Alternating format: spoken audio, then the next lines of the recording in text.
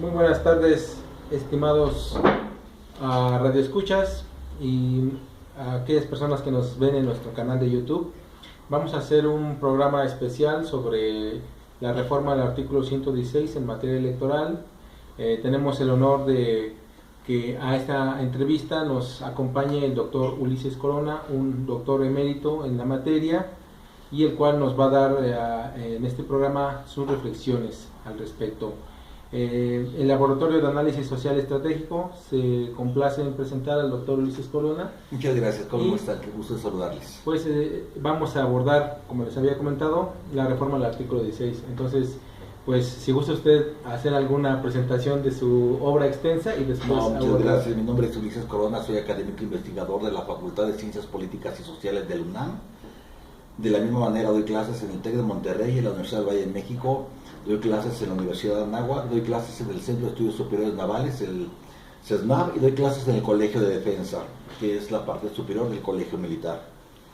Y estoy a sus órdenes en una asesoría legislativa en Cámara de Diputados. Muchísimas gracias. Vemos que tiene una vasta experiencia en las cuestiones de materia electoral, entre otros temas, ¿verdad?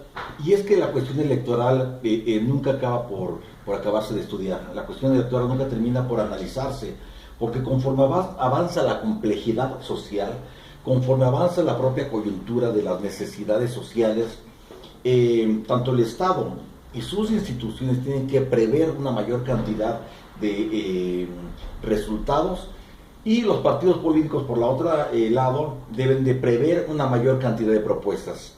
Y entre las propuestas y los resultados, ese vacío que se genera, ese escepticismo para la sociedad, y es esta la sociedad a la que espera mayores y mejores resultados de su vida democrática. El concepto de vida democrática es un concepto muy reciente, va más allá del concepto de demos pueblo y el kratos poder, va más allá del poder del pueblo para el pueblo y por el pueblo. Una democracia de resultados no es otra más que la que visualizaba en su momento por una democracia sin adjetivos, en donde la democracia que no me resuelve, la democracia que no me satisface, la democracia que no me llena, entonces no es democracia. Los estados democráticos actuales, las democracias contemporáneas deben de tener una gran característica. Esta es que debe de ser una democracia afable, debe de ser una democracia flexible, debe de ser una democracia muy concreta y debe ser una democracia tangible. Es decir, dejar de lado la parte ideológica e irnos a una democracia que se pueda tocar, que se pueda disfrutar, que se pueda vivir plenamente. Okay. Me parece muy importante la reflexión que hace en torno a cuáles son los atributos que una democracia moderna debe de cumplir. Y en esta cuestión de la tangibilidad de la democracia, ¿qué opina usted de cuál era el concepto previo, el contexto previo a esta reforma de 2014 que da, digamos, impulso a esta reforma que vamos a abordar del artículo 116? ¿Cuáles eran los malestares? Por supuesto tiene que ver con un tema que se llama la opacidad en primera instancia. La opacidad, contrario a lo translúcido incluso, es la transparencia. La opacidad de los gobiernos federal, estatal y municipal ya era una constante, pero tiene una consonante porque sonaba al final de cada esdrújula, en donde los mexicanos queríamos más y mejores resultados de nuestro gobierno. Los mexicanos queríamos una visión de democracia, decía yo, es un momento muy tangible, pero también queremos otro tipo de gobierno que nos diese más resultados, más afabilidad en los asuntos públicos, ni siquiera en los asuntos del PRI en el poder, ni siquiera en los asuntos del PAN en el poder, ni siquiera en los asuntos del PRD en el poder, porque no es una cuestión de partido, creo yo, es una cuestión de efectividad gubernamental. Luego entonces, los mexicanos queríamos ver con mucha claridad, con mucha nitidez, qué es lo que pasa en las instituciones, a través de las instituciones y desde las propias instituciones. Luego entonces, lejos de mandar al diablo a las instituciones, hay que retomar las instituciones desde su punto de vista académico, analítico, estudioso, pero también hay que ver a las instituciones desde un punto de vista objetivo y muy crítico. Para eso somos los académicos, para eso somos los universitarios, y fortalecer la vida institucional con propuestas, con dinamismos, con antagonismos, con tesis, antítesis, para concretar una síntesis que nos permitan instituciones fuertes, instituciones sólidas, pero también instituciones efectivas e instituciones transparentes. Por eso la necesidad de reformar buena parte de la Constitución en materia electoral, que le diera al proceso electoral, por un lado, credibilidad, que le diera al proceso electoral eficiencia, pero que le diera al proceso electoral credibilidad, pero sobre todo también que le diera al proceso electoral el control político, ya no del presidente, de los titulares de los partidos o de los gobernadores en los estados, incluso de los presidentes municipales en los municipios, sino que le diera a los organismos electorales, pongo entre comillas, ciudadanizados, que les dieran un mayor control, una mayor presencia, una mayor compenetración en los procesos electorales. Y ciudadanizar los procesos electorales era darles a la legalidad de los mismos la legitimidad que estaban careciendo, la credibilidad que estaban careciendo, para hacerlos más efectivos, más afables para con la ciudadanía. Ok, yo aquí retomo dos reflexiones que usted señala. En primera instancia, como usted bien lo indicó, había una cierta inconformidad por el manejo de recursos en procesos electorales. Me viene a la memoria el caso de Amigos de Fox, los señalamientos que hicieron, por ejemplo, en aquel entonces de Lino Corrodi, y en las siguientes elecciones, pues, el financiamiento de campañas, lo que fue el manejo de campañas grises, que ahora se le ha dado a llamar a este tipo de spots en los cuales se denigra al contrincante, y también el aspecto de la fiscalización de los recursos que tienen los partidos políticos. Al respecto, usted señaló que la reforma plantea nuevas medidas para que haya una fiscalización más eficiente, un manejo más transparente de los recursos, y a través de la ciudadanización se permita legitimar el proceso por la misma intervención de los ciudadanos. En ese sentido, me gustaría que nos pudiera hacer una reflexión respecto de estos principios rectores. ¿Hay algunos avances en esta reforma electoral que se estén planteando que vayan a abonar esta legitimidad?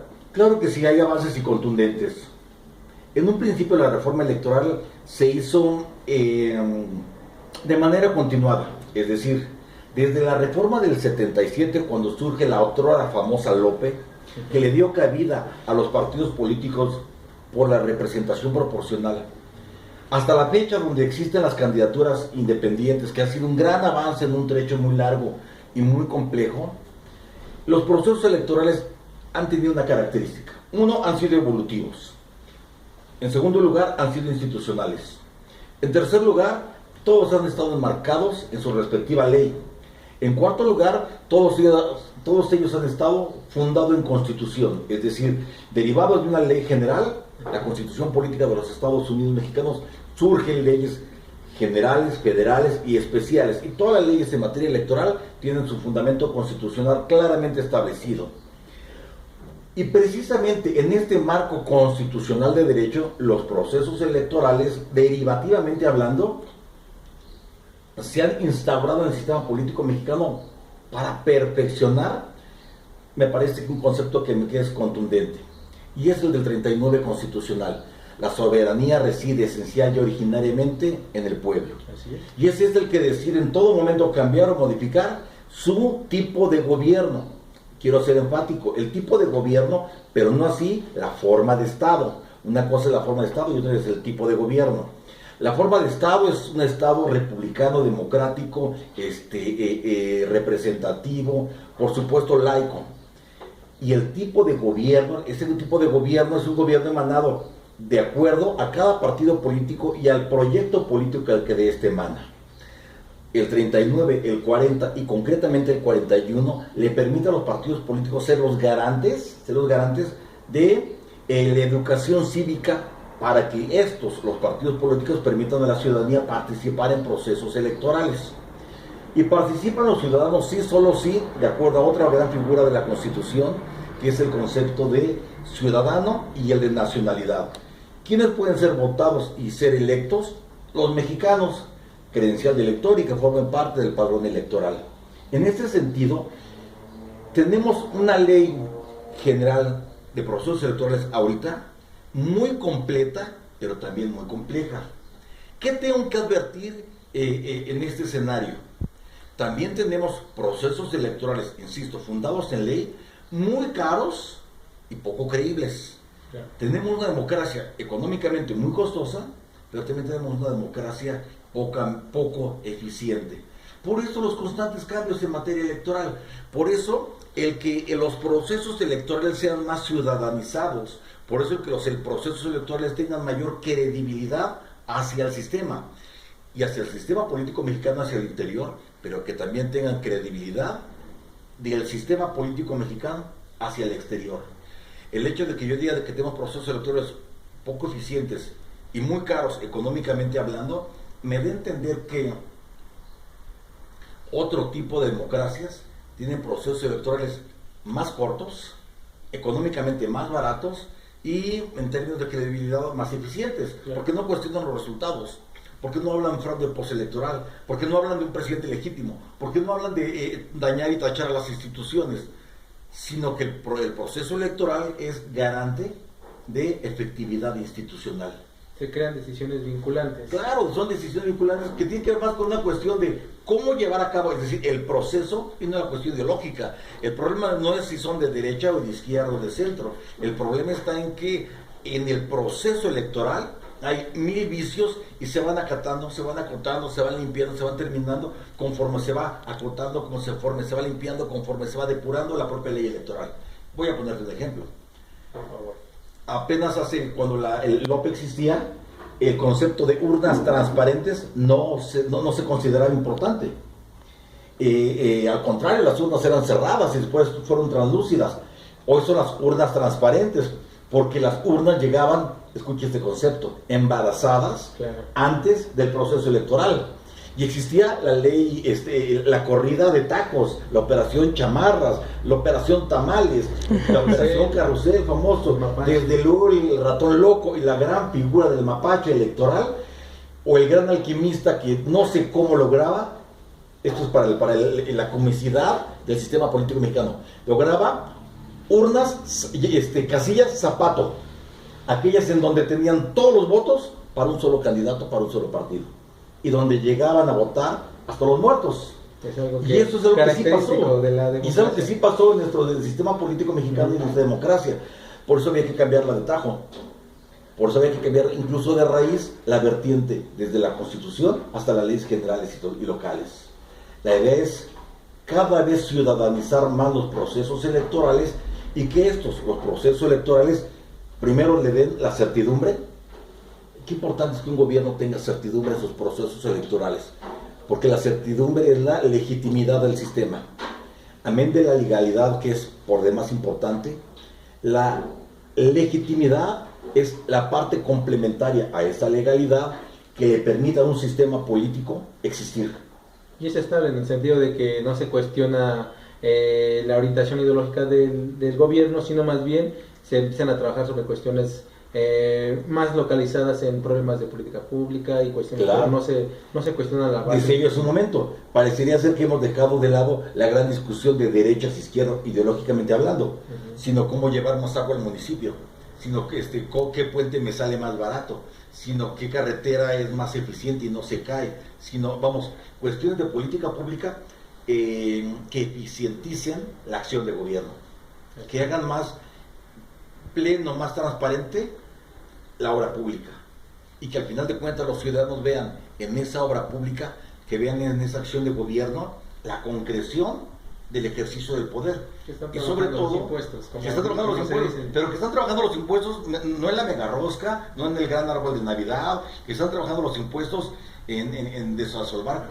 coladeras, que están trabajando los impuestos en poner vialidades efectivas. El concepto se llama el gobierno en acción, el concepto se llama en un gobierno efectivo, el concepto se llama en un gobierno de resultados. La pura definición de gobierno no es otra cosa más que el gobierno de acción de Wilson en términos de administración pública.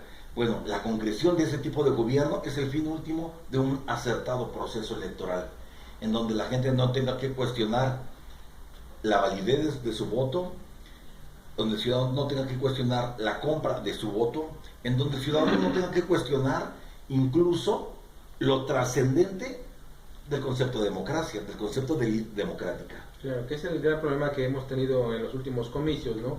Que se está cuestionando la base del sistema y se está, digamos, que desperdiciando este tipo de energía social para otro tipo de mecanismos, por ejemplo, de rendición de cuentas, pero ya más localizados en otras cuestiones. Y lo que usted nos comentaba es que básicamente se ha tratado de ciudadanizar y de transparentar gran parte del proceso para cambiar las bases de toda la legislación electoral. Aquí me interesan dos puntos muy importantes. Cuando usted señalaba que se trató de, con base en la reforma de todo el tramado de la legislación electoral, alcanzar procesos más eficientes y más transparentes, hay una controversia ahora respecto de que se pasan las facultades de organización de los comicios de las entidades gubernamentales de los estados hacia un órgano nacional. Al respecto, ¿nos podría abonar en esta discusión, viéndolo de cara a los procesos de fiscalización, de eficacia, de transparencia, pero también en cuanto a la construcción de contrapesos, porque esa es una cuestión que también está en boga? Déjeme aclarar primero esta primera parte.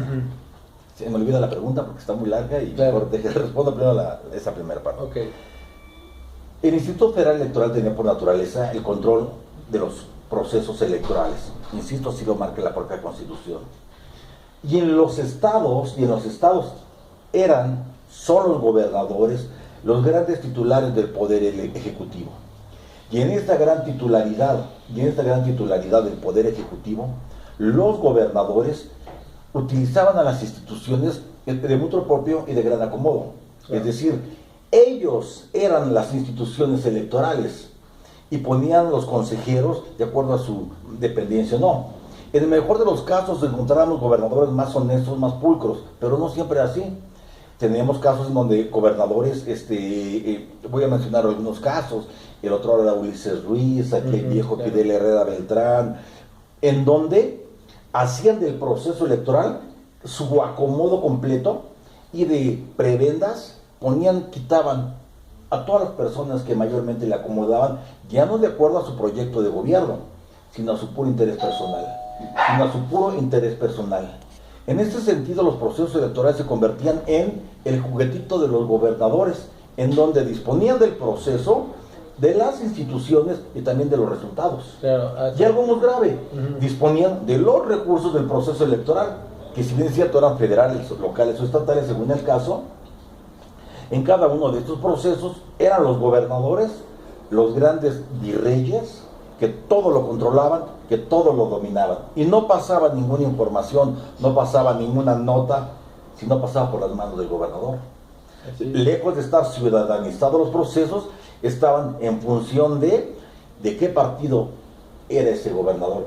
En Guerrero si era del PRD, en Veracruz si era del PRI, en San Luis Potosí y Sonora si era del PAN, y se politizaba, partidistamente hablando, la regionalización del país, hacia sur-sureste PRD, y hacia el norte el PAN, y en el centro-sureste el PRI.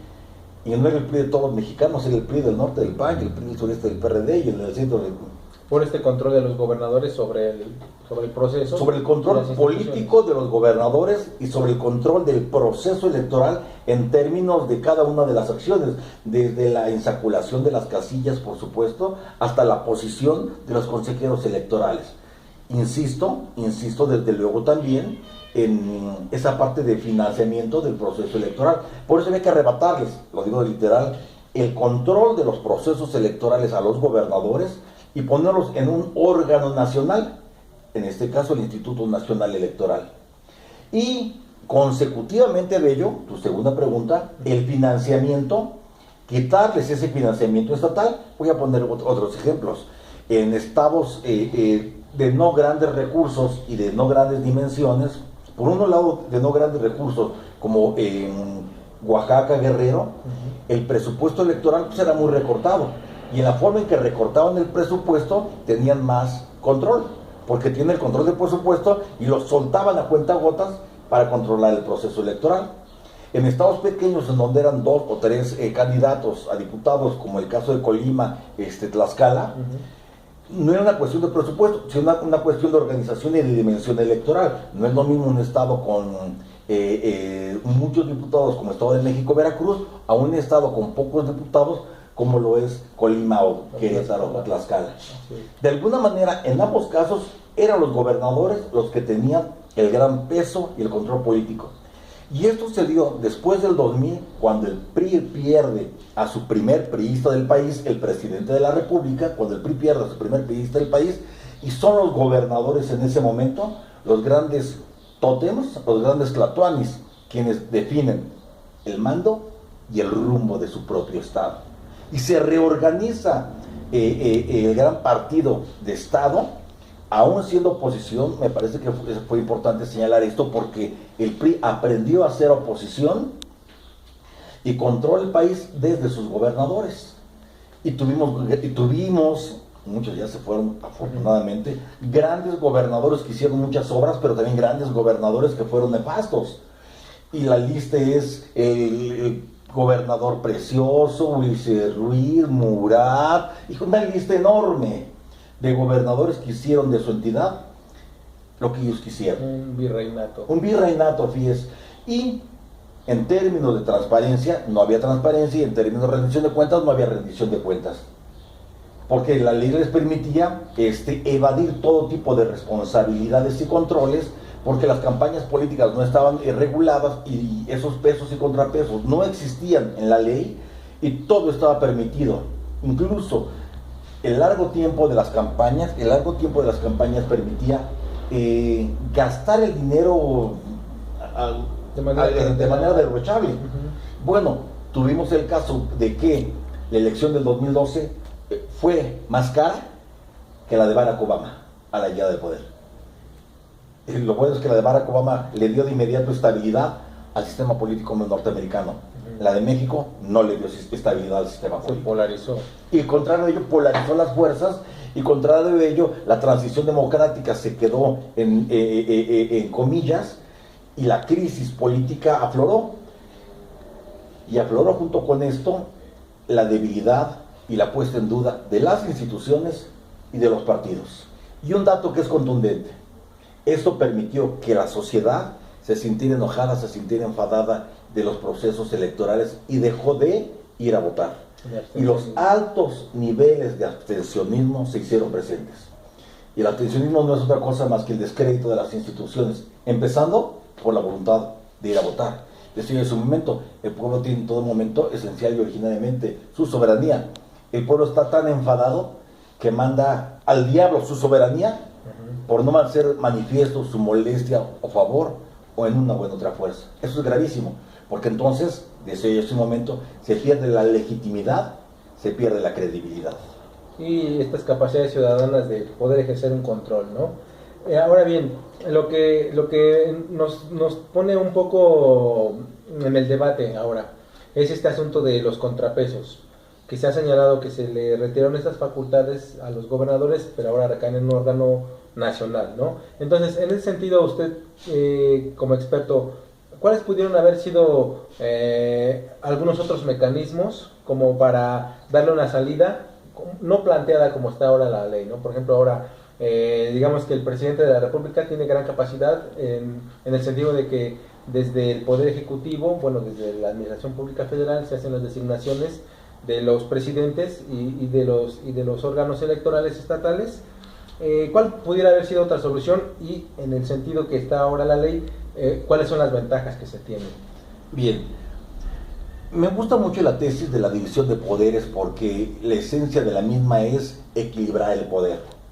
Decía Aristóteles en la República que el poder se deba de subdividir y de repartir tanto que el poder acote, frene, detenga el propio poder. Juan Jacobo Rousseau, Thomas Hobbes y Carlos Luis de Secondat, el barón de Montesquieu, le quité lo de barón de Lebradén, visualizaron con mucha precisión que el tributo de tres poderes, la acción de tres poderes, el poder supremo de la federación, estoy citando el 49 constitucional, se deposita para su ejercicio en el ejecutivo, en el legislativo y en el judicial. Me parece que esta tesis sigue siendo válida porque en esta división de poderes, el poder equilibra al propio poder. Esos son los pesos y contrapesos que suponen el buen ejercicio del poder. Y en el buen ejercicio del poder, el poder debe de ser lo suficientemente contundente, esto es de Maquiavelo, para que el poder ni se delegue ni se diluya. El ejercicio del poder debe de ser permanente. Para el caso del sistema político mexicano, el ejercicio del poder en 3 vías, en 3 formas, me parece que es exitoso, porque no solamente se divide y se equilibra en 3 poderes, sino que se divide en una federación, en estados, en municipios. Agregaré uno más, las localidades. Es decir, no solamente se divide, sino que también se diluye y corresponde de manera precisa a la tesis del poder político. ¿Qué es lo que sucede? Que en esta desviación de poder político y de equilibrio de poder, hay gente que quiere tener más poder y que utiliza las formas para que el equilibrio que se deba y que se suponga deba de existirse, se dé aun cuando la compraventa de poder desequilibra el otro poder. Y esto se da desde la federación, los estados y los municipios. Así lo visualizó el Instituto Nacional Electoral, ahora sí que así lo visualizamos en Congreso cuando tuvimos la oportunidad de discutir en Cámara de Diputados cómo debería de repartirse el poder, ya no en 3 poderes, sino diluirlo para que la estructura más básica de la sociedad, la localidad, tuviera esa capacidad de decisión.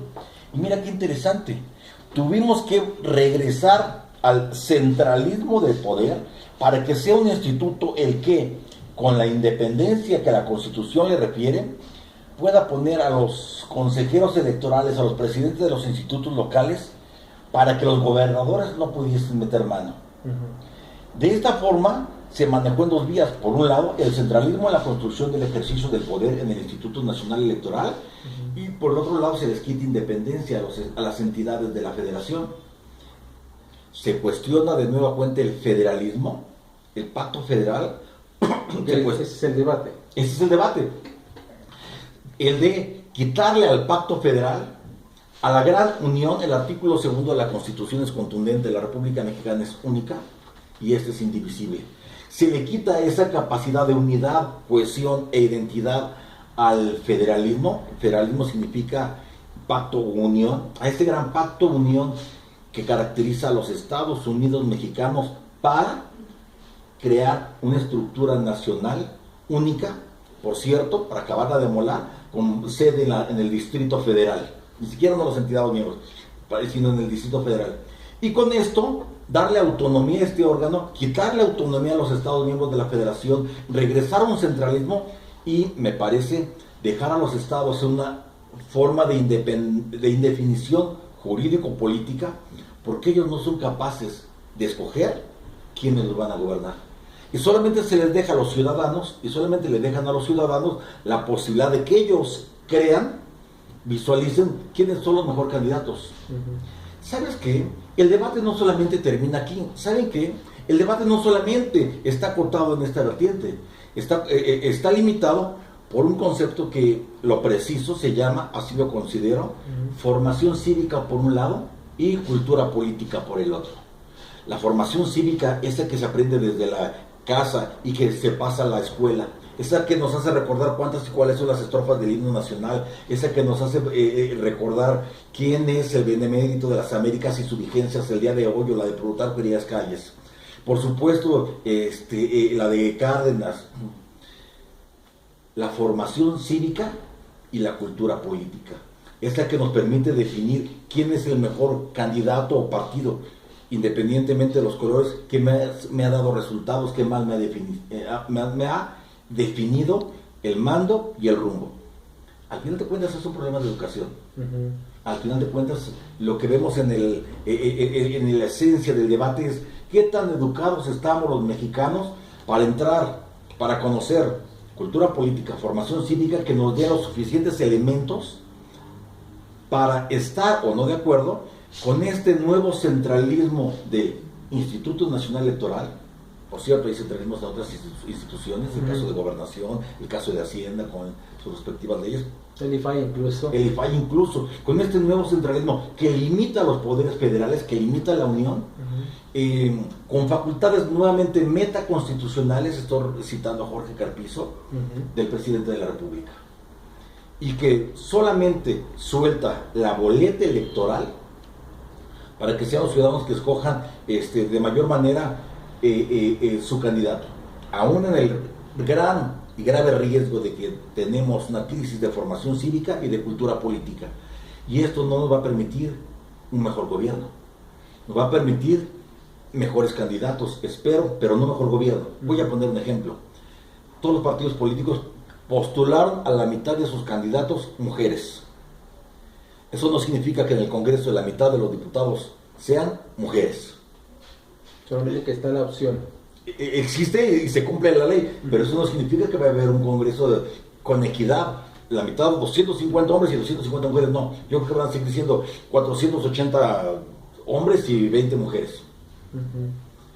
La ley está hecha de manera tal de que grandes vicios se sigan resarciendo, claro, en un exceso de poder central que lo controla. Por esas cuestiones de cultura política y de formación cívica, ¿no? Y por ejemplo, en ese sentido, llama la atención, pasamos de elecciones a nivel estatal que pudieran ser controladas por gobernadores a un escenario donde posiblemente en el 2018 tengamos elecciones presidenciales controladas por un presidente. ¿Habría este riesgo en ese sentido? Sí, por supuesto. Recordemos que para el 2018, y ojalá que esto sea oportunidad para una siguiente charla, y hablemos, por supuesto, de las candidaturas independientes y de la reelección de diputados federales y de presidentes municipales, porque eso trae como consecuencia otra gran cola en el papalote de la democracia, claro, en donde yo no sé qué tanto lo tengamos que elevar para que esté lo suficientemente estable, en términos de estabilidad, y no se nos desmorone en el primer soplido. Es cierto, en este exceso de control presidencial, de la institución presidencial, tenemos que visualizar que ya los partidos políticos vuelven a estar en una segunda categoría, los gobernadores vuelven a estar en un segundo plano, y es el presidencialismo en su más grande y ultranza definición el que toma las grandes decisiones del país. En el mejor de los casos, yo quiero que sea el presidente de México.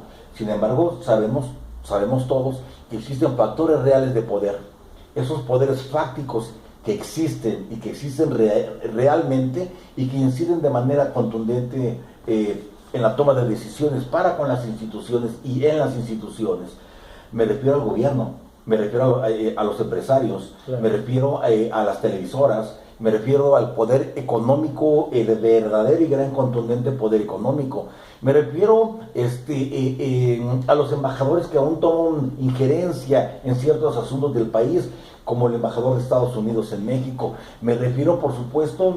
La apertura del sector energético es un factor de mucho peso por la inversión extranjera directa. Claro, esos factores reales de poder que inciden en las decisiones del sistema político mexicano, yo espero y lo deseo académicamente, no me considero intelectual, lo deseo académicamente, vehementemente, que no disminuyan soberanía nacional, ni soberanía popular, ni independencia nacional, porque son las dos únicas características que me parece que siguen siendo o haciendo vigente al sistema político mexicano. Por un lado, pese a todo, la soberanía nacional reside esencial y originariamente en el pueblo, y el pueblo puede cambiar en todo momento su tipo de gobierno. Eso es importantísimo. Y por el otro lado, la soberanía nacional que nos permita decir que pese a todas las grandes decisiones del sistema, las tomamos los mexicanos, aun cuando a veces tomemos malas decisiones en términos de elegir mal gobierno. Por eso tenemos que replantear nuevamente formación cívica y cultura política.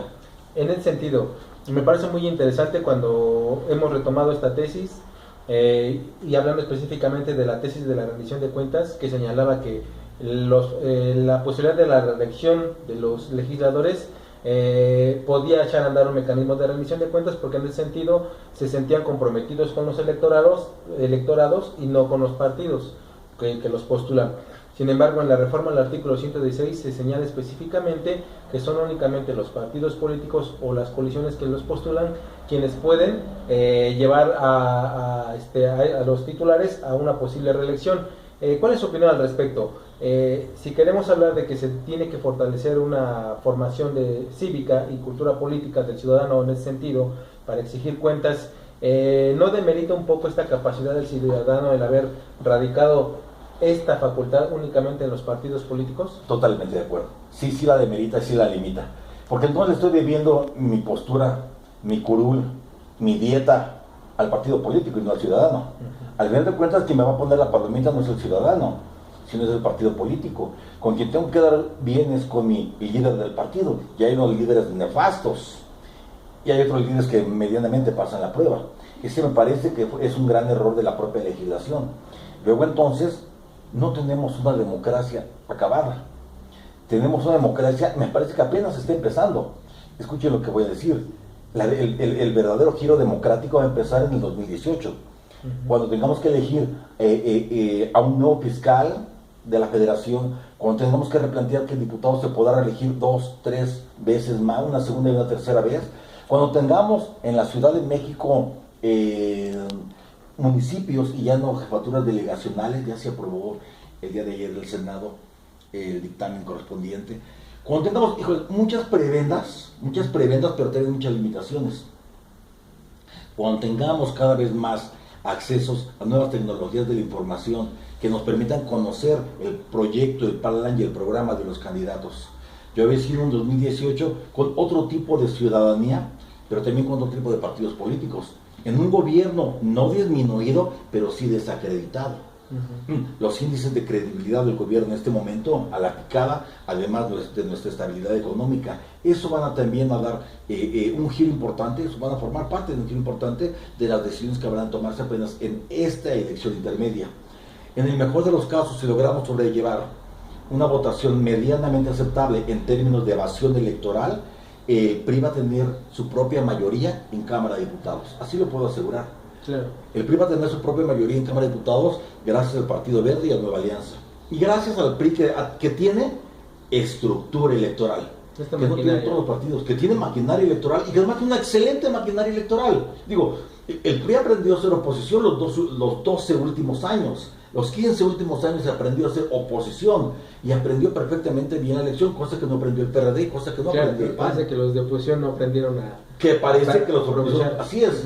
Luego entonces tenemos un PRI revolucionario y recargado con esas prácticas de movilización electoral el día de la jornada. Yo no veo que sea malo, para eso son los partidos políticos, para ganar. ¿Y para qué quieren ganar? Para tener control político. ¿Y para qué quieren tener control político? Para dar muestras de un proyecto que desde su punto de vista es totalmente vigente. Y en muchos de los casos podrán tener razón. Y la pregunta está, ¿qué tanto entonces debemos de voltear a la ciudadanía en términos de educación, formación cívica y educación política, para ver cuánta educación más nos falta?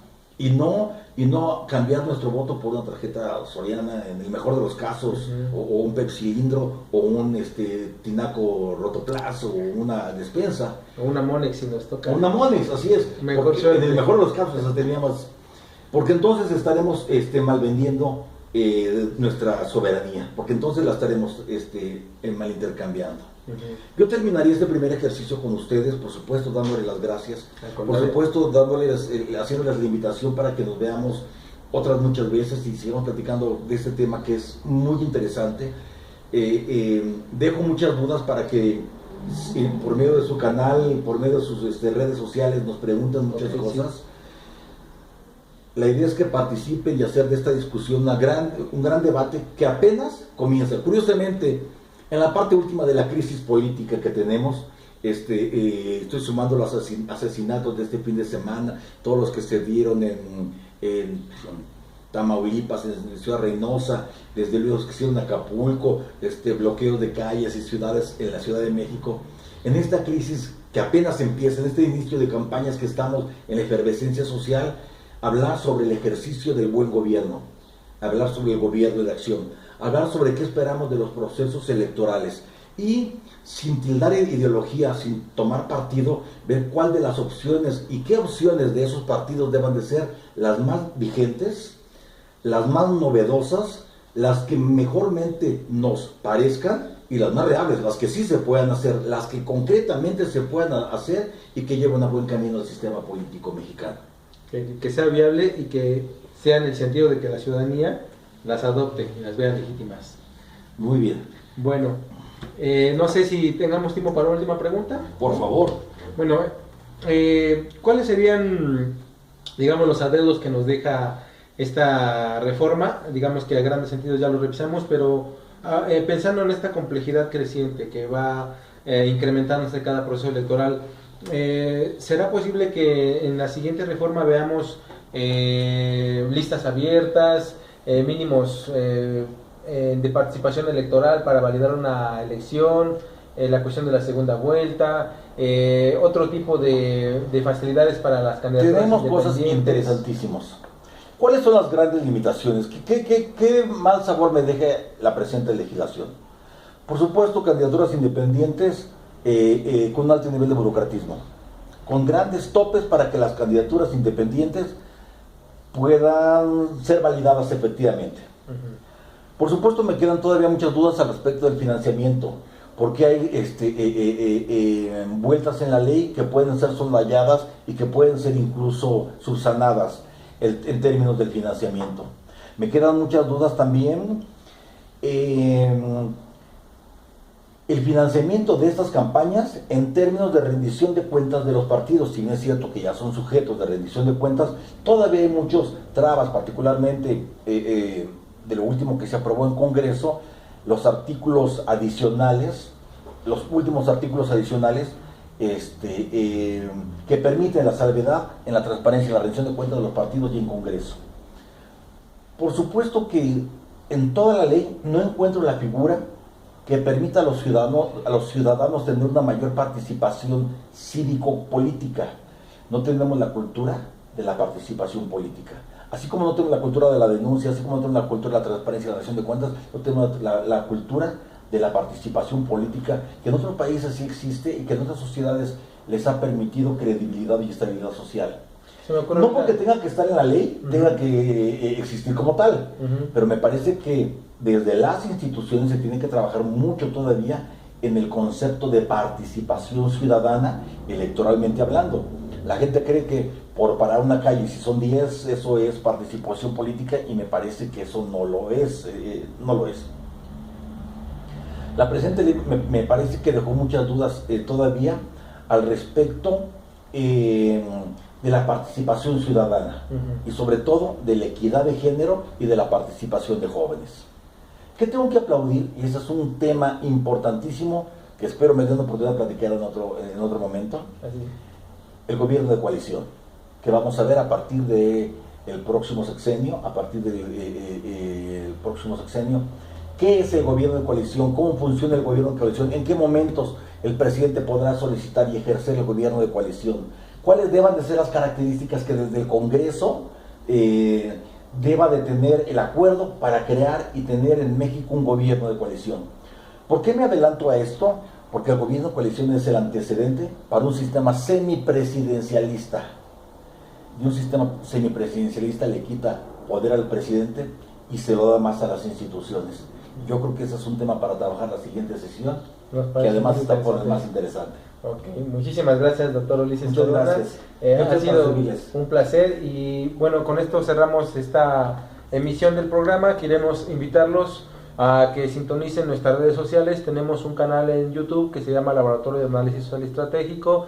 Tenemos también nuestro Twitter, es LACE Oficial, y también nos pueden encontrar en la página de la Universidad Autónoma Metropolitana. Ahí encuentran un vínculo a la página donde tenemos los videos, audios y artículos académicos. Despedimos esta transmisión y agradecemos mucho la hospitalidad del doctor Ulises Corona, y esperamos que puedan acompañarnos con la siguiente transmisión, porque este tema da para mucho. Muchísimas gracias, hasta luego. Muchas gracias. Muchas gracias, doctor.